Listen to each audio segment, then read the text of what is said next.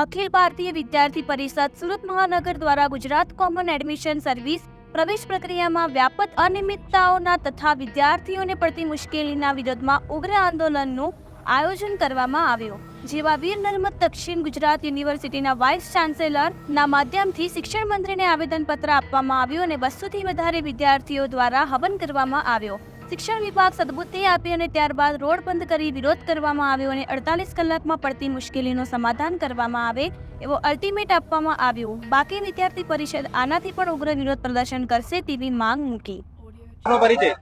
मनोज जैन, गुजरात प्रांत मीडिया सहसहयोगी अखिल भारतीय विद्यार्थी परिषद। आज आखा गुजरात में राज्यव्यापी आंदोलन चाली रह्यु छे અને જે જીકાસ પોર્ટલ છે જે એકદમ નિષ્ફળ રહ્યું છે એડમિશન પ્રોસેસ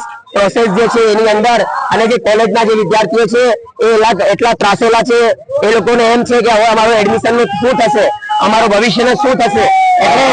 જે વિદ્યાર્થીઓ છે એ લોકોને જ્યાં સુધી એ લોકોને એડમિશન નહીં મળી જાય અને જે જીકાસ પોર્ટલ ની અંદર જે લોકો છે જે લોકોના લીધે આ બધી ધાંધલીઓ ચાલુ થઈ છે, જે ડોનેશન નું જે પહેલા જે ચાલતો હતો ડોનેશન એ પાછું એ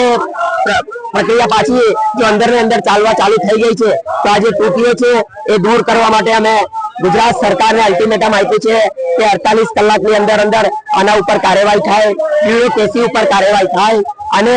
જે સોલ્યુશન છે વિદ્યાર્થી સુધી પહોંચે, એ લોકોનો ન્યાય થાય, એ લોકોને એડમિશન મળે। અને જો નહીં થશે તો 48 કલાક બાદ ઉગ્રમાં ઉગ્ર હજુ ઉગ્ર કરીશું, આજે તો ઉગ્ર છે હજુ ઉગ્ર કરીશું, એની સંપૂર્ણ જવાબદારી ગુજરાત સરકારની રહેશે।